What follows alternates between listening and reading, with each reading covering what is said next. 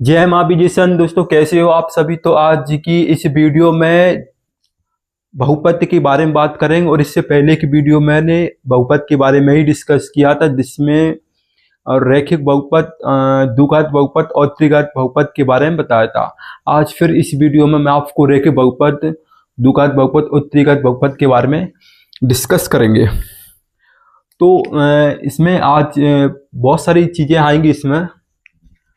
तो हेडिंग लेते हैं रैखिक बहुपद।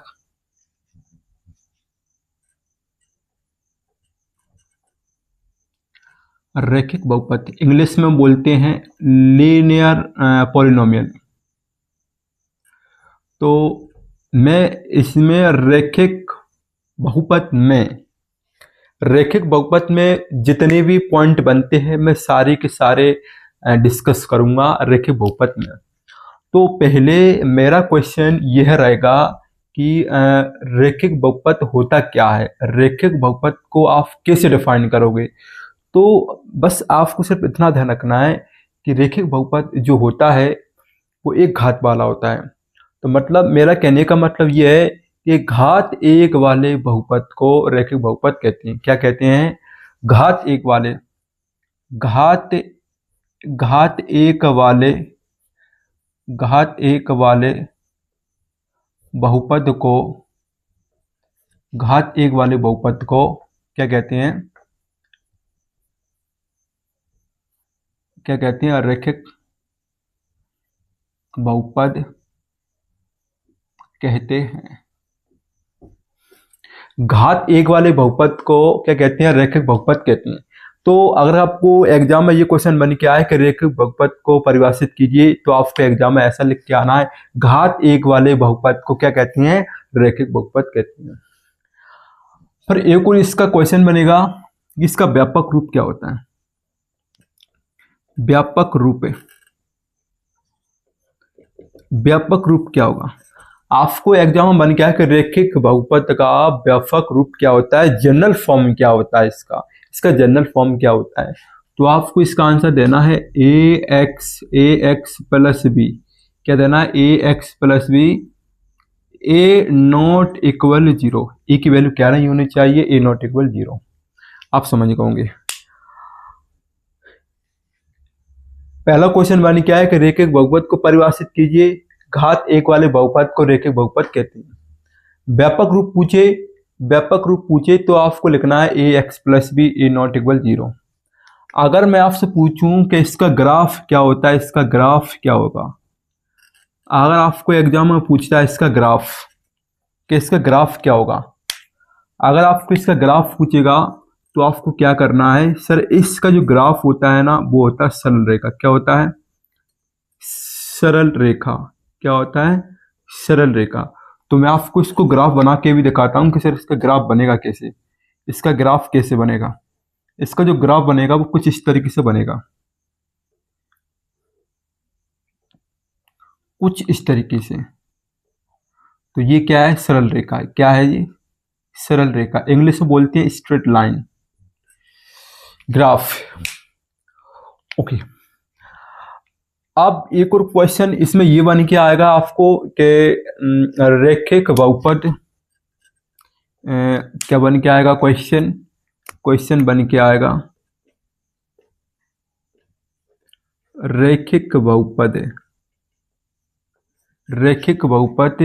ax प्लस बी का शून्यक। क्या पूछा मैंने? मेरा क्वेश्चन क्या है? रैखिक बहुपद ax प्लस बी का शून्यक क्या होगा। मेरा क्वेश्चन है रैखिक बहुपद ax प्लस बी का शून्यक क्या होगा। तो आपको क्या करना है? जैसे ही अगर आपसे शून्यक पूछे तो आपको क्या करना है? जो भी आपको बहुपद दे रखा होगा आपको कुछ नहीं करना है, उसके बराबर में क्या ले लो आप? क्या ले लो? इसके बराबर में 0 ले लो। प्लस का भी था उधर किस चीज़ का हो जाएगा जी सर? माइनस का हो जाएगा, और ये हो जाएगा माइनस का b अपॉन ए। अगर आपको एग्जाम में पूछता है कि रैखिक बहुपद ax प्लस बी का शून्यक क्या है, आपको आंसर लिखना है क्या? आपको आंसर लिखना है x equal minus b upon a. This correct answer. बहुत सारे एक तो ये क्वेश्चन बन सकता है कि रेखीय बहुपद को परिभाषित कीजिए, तो घात एक वाले बहुपद को रेखीय बहुपद कहते हैं। एक ये क्वेश्चन बन सकता है रैखिक बहुपद का व्यापक रूप बताइए sir, a x plus b not equal 0। Graph पूछे आपसे तो ग्राफ होता है सर सरल रेखा, इंग्लिश में बोलते हैं स्ट्रेट लाइन। रैखिक बहुपद ए एक्स प्लस बी का शून्य क्या होता है, तो माइनस बी अपॉन ए। क्या होता है, माइनस बी अपॉन ए। और इस तरीके से भी क्वेश्चन बन सकते हैं आपको एग्जाम में। तो रैखिक बहुपद से जितने भी क्वेश्चन बन सकते हैं मैं सारे के सारे क्वेश्चन बना के दिखाऊंगा। यहाँ पे मैं क्वेश्चन लेके दिख रहा हूं, एक और क्वेश्चन, रैखिक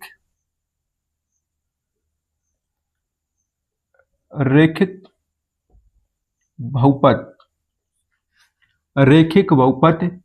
3x - 6 का शून्य क्या होगा, शून्य क्या होगा, शून्य क्या होगा, शून्य क्या होगा। तो आपको कुछ नहीं करना, जैसे देखो मैंने पूछा शून्य क्या होगा किसका, 3x - 6 का। तो आपको क्या करना है, आपको कुछ नहीं करना है, सिर्फ इसके इक्वल में 0 ले लो, माइनस का छेद उधर प्लस में हो जाएंगे, प्लस में जी प्लस में हो गए। आपको x का वैल्यू निकालना है, तो जी 3 डिवाइड में है, इनटू में है तो भी डिवाइड में पहुंच जाएंगे। कट करोगे सर x की वैल्यू कितनी आएगी, 2।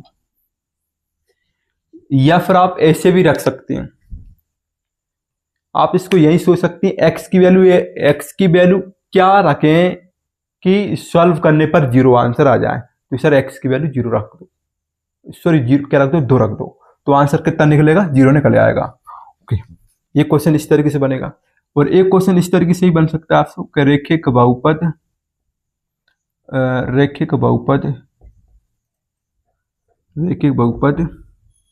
5x + 10 का शून्य क्या होगा, शून्य क्या होगा।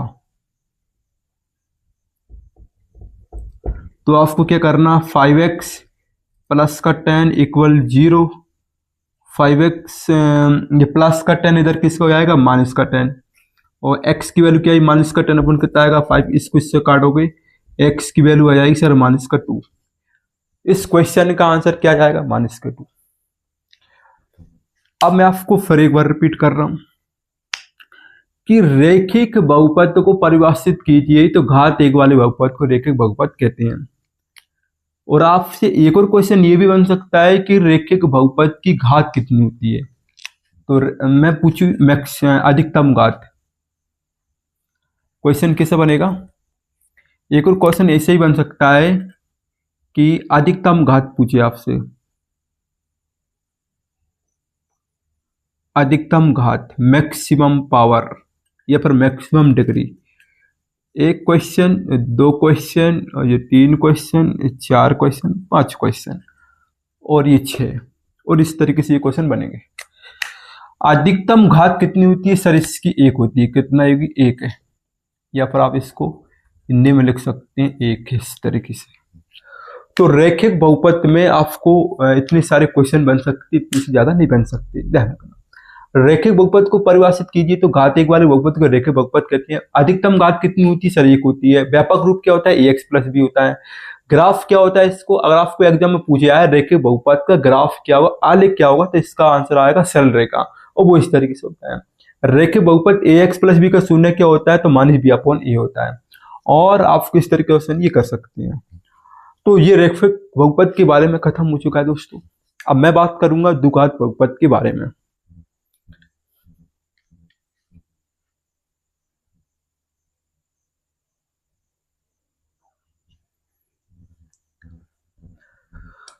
तो दोस्तों एमपी बोर्ड के लिए ये बहुत इंपॉर्टेंट चीज है। रैखिक बहुपद का अगर क्वेश्चन बनेगा तो भाई यहां से बाहर नहीं बनेगा, मैं आपको लिख के देता हूं। रैखिक बहुपद का अगर क्वेश्चन बनेगा तो वो यहीं से बनेगा, अन्यथा नहीं बनेगा। अब बात करते हैं किस चीज की, द्विघात बहुपद की। अब द्विघात बहुपद में आपको क्या क्या देखने को मिलता है, तो द्विघात बहुपद में जितने भी तरह तरह के क्वेश्चन बनेंगे मैं सारा डिस्कस करूंगा आज आपके सामने। मैं बात कर रहा हूं, है ना, मैं बात कर रहा हूं द्विघात बहुपद। किसकी बात करेंगे, द्विघात बहुपद।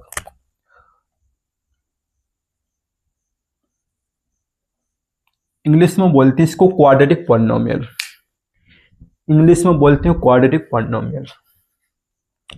अब मैं बात कर रहा हूं किस चीज की, आप समझो इस चीज को।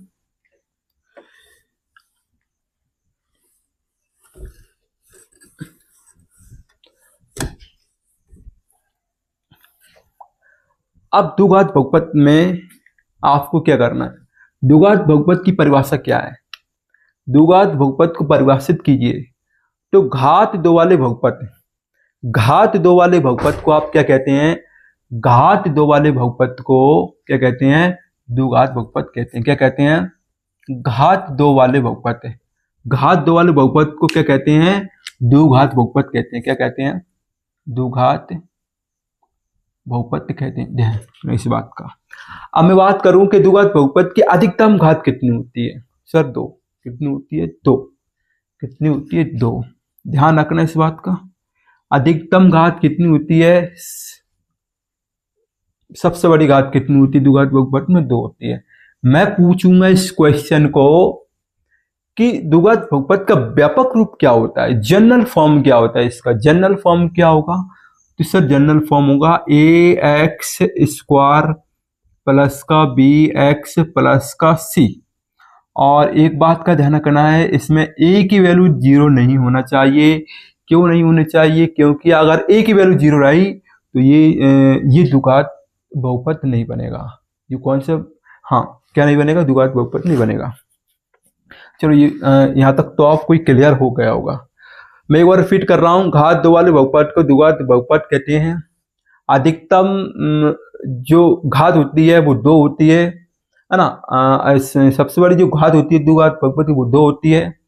व्यापक रूप क्या होता है, ए एक्स स्क्वायर प्लस का बी एक्स प्लस का सी, ए नॉट इक्वल जीरो। ग्राफ क्या होगा सर इसका, ग्राफ क्या होगा इसका, परवलय होगा। क्या होगा इसका, परवलय, क्या होगा इसका, परवलय। और मैं आपको इस तरीके से बताना भी चाह रहा हूं कि आप परवलय को किस तरीके से बताओगे, ठीक है। क्या होगा परवलय, आपको एग्जाम में ये बने कि द्विघात बहुपद का जो ग्राफ होगा, जो आलेख होगा वो क्या होगा, तो होगा परवलय। अब किस तरीके से आपको देखने को मिलेगा परवलय, परवलय आपको किस तरीके से देखने को मिलेगा, परवलय आपको किस तरीके से देखने को मिल सकता है, या फिर आपको ऐसा भी देखने को मिल सकता है, किस तरीके से, ऐसा,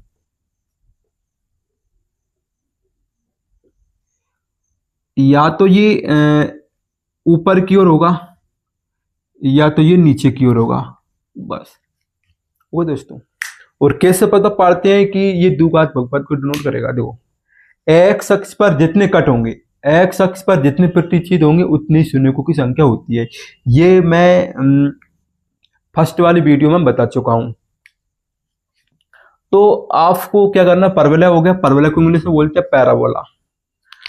अब ग्राफ हो गया है, अब इसके कुछ है ना, इसके कुछ बेसिक पॉइंट है जो आपको याद रखना है। मैं इसका फॉर्मूला लिखवा दे रहा हूं, है ना। आपको द्विघात बहुपद को ज्ञात करना है, द्विघात बहुपद, द्विघात बहुपद, द्विघात बहुपद निकालने के लिए, निकालने के लिए, निकालने के लिए, निकालने के लिए सूत्र है, निकालने के लिए सूत्र क्या है इसका, सूत्र है, क्या है सूत्र इसका, तो आपको याद रखना है पी एक्स इक्वल होता है कि अंडर, सॉरी ब्रेकेट करना है ना, बड़ा ब्रेकेट है जी, x square minus alpha plus का बीटा और ये x plus alpha into beta, ठीक है। अगर आपको द्विघात बहुपद निकालना है तो आपको याद रखना पड़ेगा, द्विघात बहुपद निकालने के लिए सूत्र है वो पी एक्स बराबर होता है कि x square minus alpha plus beta x plus alpha into beta. Sir इसमें के क्या है, के को आपको लिख लेना है, के क्या है, जहां जहां के है ना, के एक अचर है, क्या है, अचर है, और अचर है, क्या है, अचर है, ठीक है दोस्तों। अल्फा प्लस बीटा क्या है इसमें, अल्फा प्लस बीटा है शून्यकों का योग है, मतलब अल्फा प्लस बीटा क्या है, शून्यकों का योग। और यहाँ पे मैं आपको एक चीज लिखवा दे रहा हूं नोट करके कि अल्फा बीटा और ये गामा, अल्फा बीटा गामा, इसको अल्फा पढ़ेंगे, इसको बीटा पढ़ेंगे, इसको गामा पढ़ेंगे। ये यूनानी भाषा के अक्षर हैं। ये क्या है, यूनानी भाषा के अक्षर हैं, इस बात को आपको ध्यान रखना है। यूनानी भाषा के अक्षर हैं दोस्तों, इस बात को आपको विशेष ध्यान रखना है। ये क्या है, यूनानी भाषा के अक्षर हैं। और ये इनका क्या काम है, इसमें इनका ये काम है शून्य का काम करना है इनका। ध्यान रखना आपको इस बात का, ये शून्य का काम करेंगे। किसका काम करेंगे, शून्य का काम करेंगे, ध्यान रखना इस बात का। ओके दोस्तों, ये चीज आपको क्लियर हो गई होगी। अब मैं एक बार फिर बता रहा हूँ, अल्फा प्लस बीटा को पढ़ेंगे शून्यकों का योग। क्या करेंगे, अल्फा प्लस बीटा है ना, उसको इसको पढ़ेंगे शून्यकों का योग है, शून्यकों का योग है और शून्यकों का योगफल। और अल्फा इंटू बीटा को क्या पढ़ेंगे, शून्यकों का गुणनफल।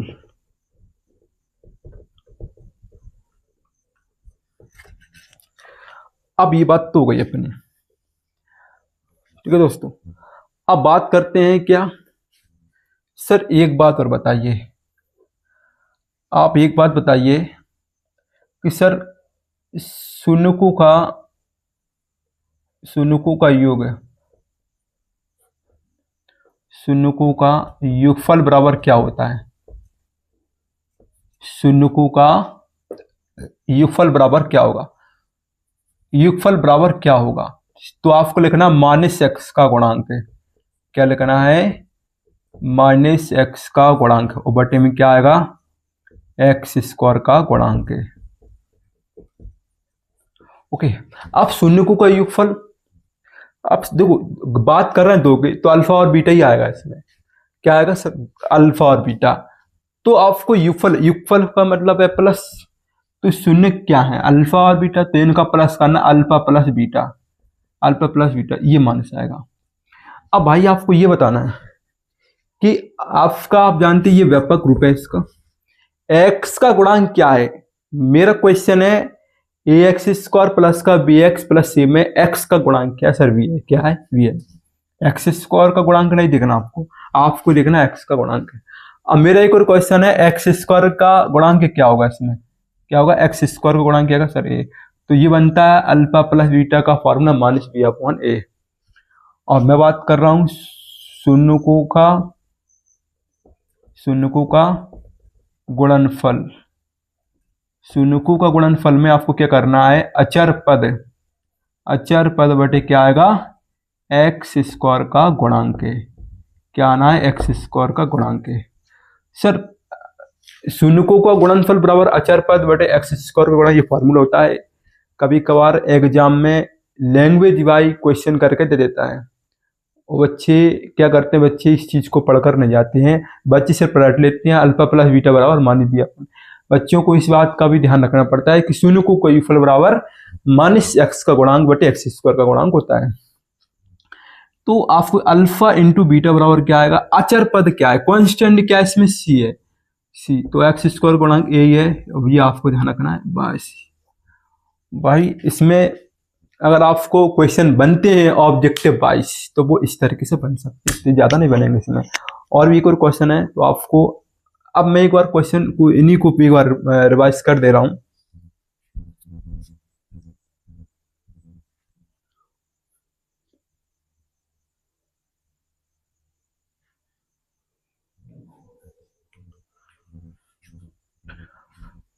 आपसे ये क्वेश्चन पूछे, द्विघात बहुपद को परिभाषित कीजिए, तो घात 2 वाले बहुपद को द्विघात बहुपद कहते हैं। क्या कहते हैं, घात 2 वाले बहुपद को द्विघात बहुपद कहते हैं।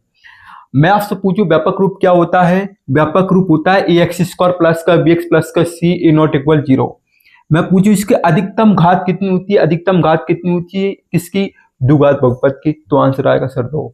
ऐसा भी क्वेश्चन बन सकता है, अधिक घात द्विघात बहुपद की सबसे बड़ी घात क्या होती है, तो 2 होती है। अगर आपसे ये क्वेश्चन बन के आता है कि इसका ग्राफ क्या होता है, ग्राफ, तो आंसर आएगा परवल है। क्या आएगा आंसर? परवल है। और वो इस तरीके से आएंगे, इस तरीके से ग्राफ बन के भी दे सकता है वो। द्विघात बहुपद निकालने के लिए जो सूत्र बनेगा वो आपको ध्यान रखना है, पी एक्स बराबर होता है के। के क्या काम करेगा? के यहाँ पे कॉन्स्टेंट होता है ना, और x square minus alpha plus beta x plus alpha into beta, ध्यान रखना है। और ये तो बहुत इंपॉर्टेंट फॉर्मूले हैं, इनको तो आपको याद करना ही है, इनके बिना 2.2 हो ही नहीं सकती। मैं तुम्हें बताऊं, शून्यकों का यूफल बराबर क्या होता है? माइनस एक्स का गुणन बटे एक्स स्क्वायर गुणन अल्फा प्लस बीटा बराबर माइनस बी अपॉन ए होता है। शून्यकों का गुणनफल बराबर क्या होता है? तो अचर पद बटे एक्स स्क्वायर का गुणांक, और मैं बता रहा हूँ अल्फा इंटू बीटा बराबर सी अपॉन ए। ये आपको याद करना है, बहुत इंपॉर्टेंट चीज है एमपी बोर्ड के लिए दोस्तों। अब आगे बढ़ते हैं, त्रिघात बहुपद की बात करते हैं। त्रिघात बहुपद की बात करते हैं।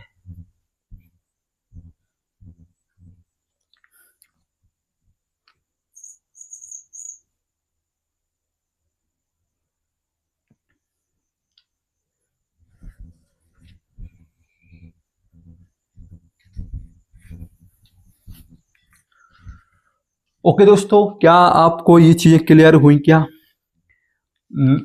इसमें एमपी बोर्ड के लिए ये ऑब्जेक्टिव यहाँ से बनने के 100% कहता हूँ कि यहीं से ही बन के ही आएगा एमपी बोर्ड का क्वेश्चन, यहाँ से बाहर नहीं जाने वाला दोस्तों।